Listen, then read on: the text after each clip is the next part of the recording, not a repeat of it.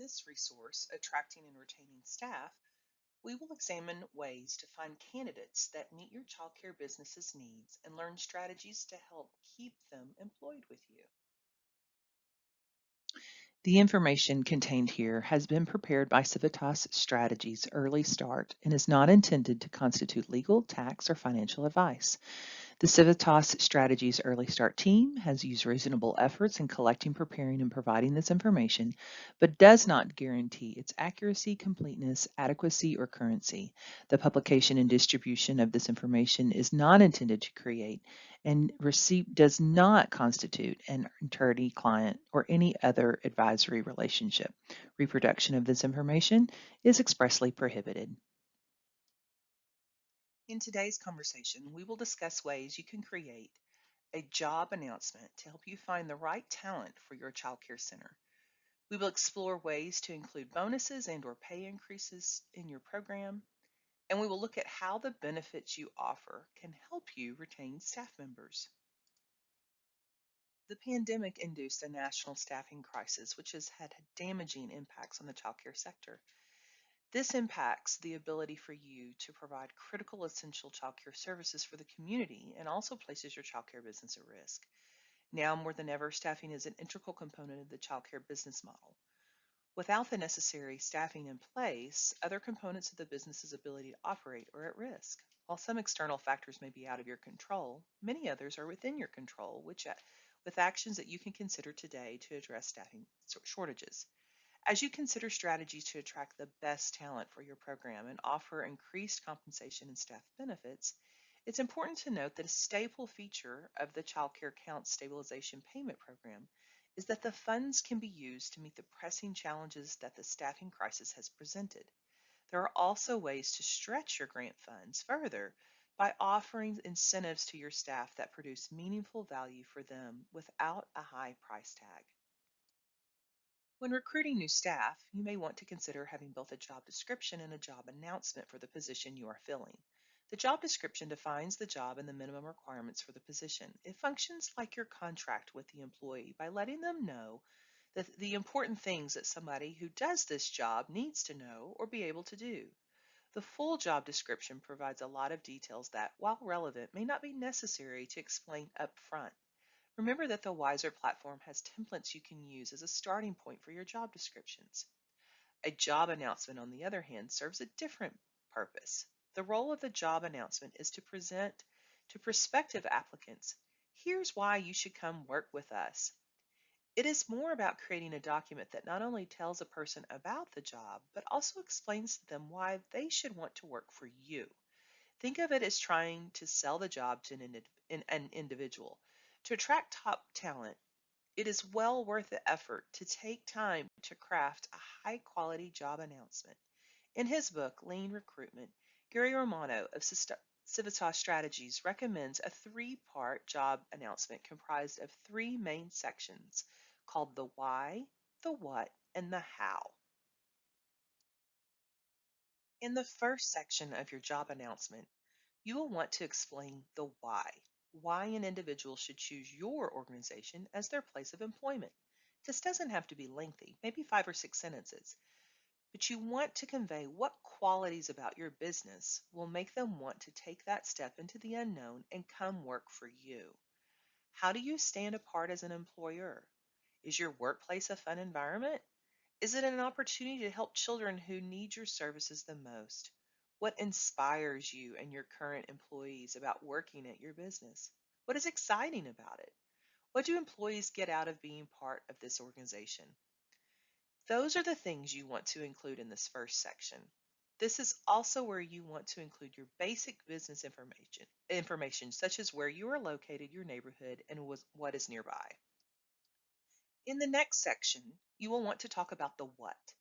This section says what skills and capabilities are most essential for success in the position. However, be sure to keep it brief. Research shows that the more skills and capability you include in your job announcement, the less likely someone is to really assess it and apply. They begin to see all the things that they can't do rather than the ones that they can.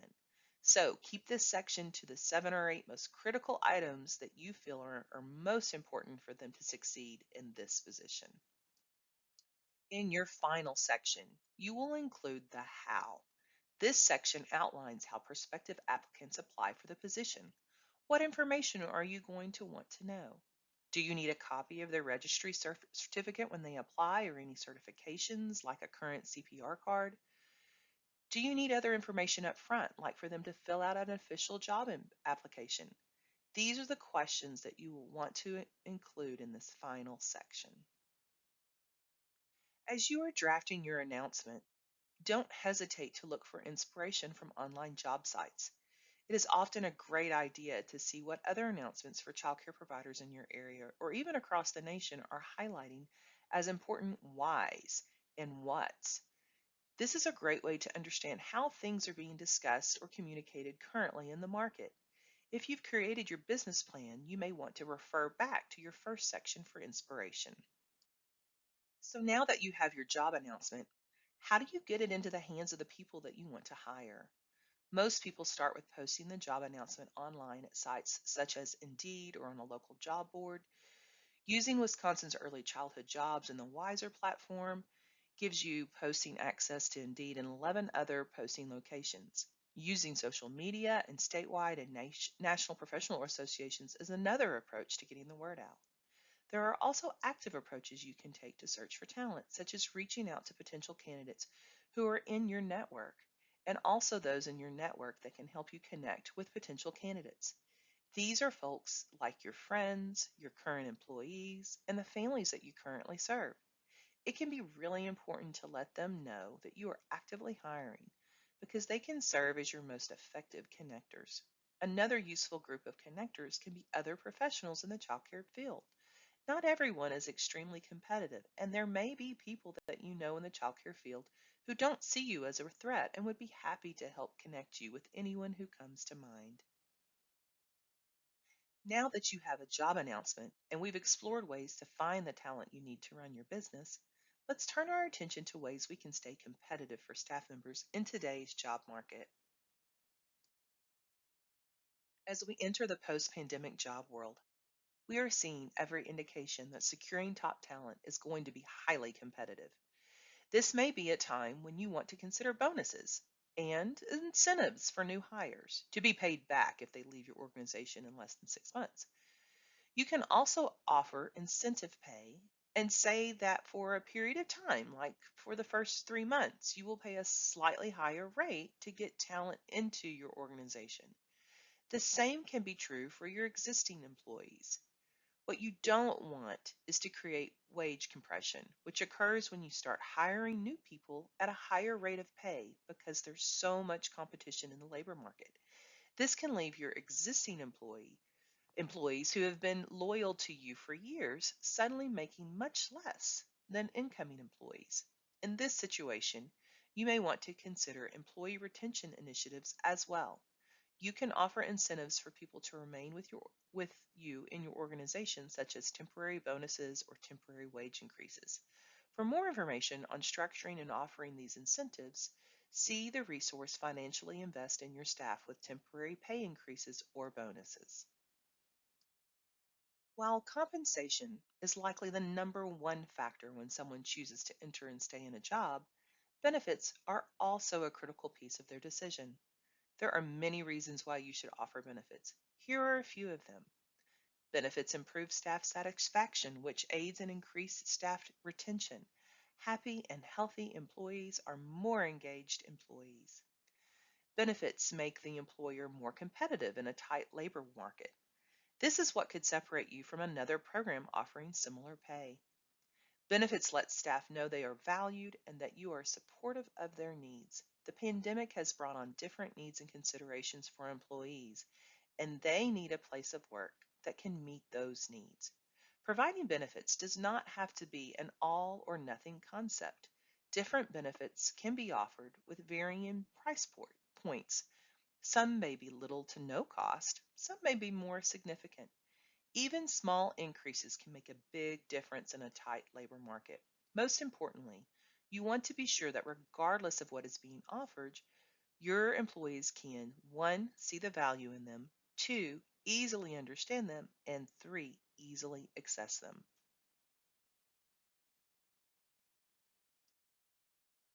You may be wondering where to start and what your options are. While this is not a complete list, here are some of the common benefits that a company can offer employees. Paid time off, known as PTO, health insurance, retirement, supplemental insurance, including employee assistance programs, tuition assistance and staff development, and reduced childcare. To learn more about these offerings, you can begin by researching traditional insurance providers. You may find that your existing payroll company or other online payroll service providers like Gusto or Zenefits can provide you with certain benefits. There are also professional employer organizations or other platforms for collaboration, such as your local chamber of commerce, that may offer other ways to provide benefits for your staff or discounts to do so. The Wisconsin Early Education Shared Services Network members can find additional resources and discounts on the Wiser platform. Outside of offering company-sponsored health insurance, you can still support your employees on an individual basis in accessing low-cost or free health insurance through the Affordable Care Act marketplace. Ensure that employees are aware of what they may qualify for and facilitate a connection for them to work with a free healthcare navigator who can walk them through their options.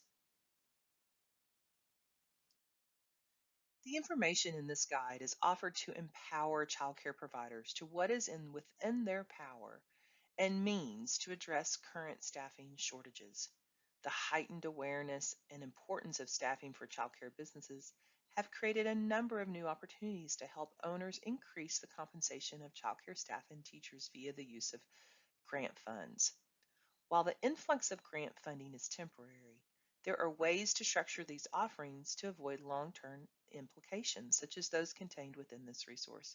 Additionally, providers can seek out ways to increase compensation and offer benefits for the long term through business planning, which includes evaluating your rates, budgeting, and other efficiencies. Additional resources for early care and education can be found at the Wisconsin Early Childhood Association or WECA website. If you are not a member of the Wisconsin Early Education Shared Services Network, you can click here to learn about business training and support it offers. If you are ready to join the Wisconsin Early Education Shared Services Network, you can also click here to join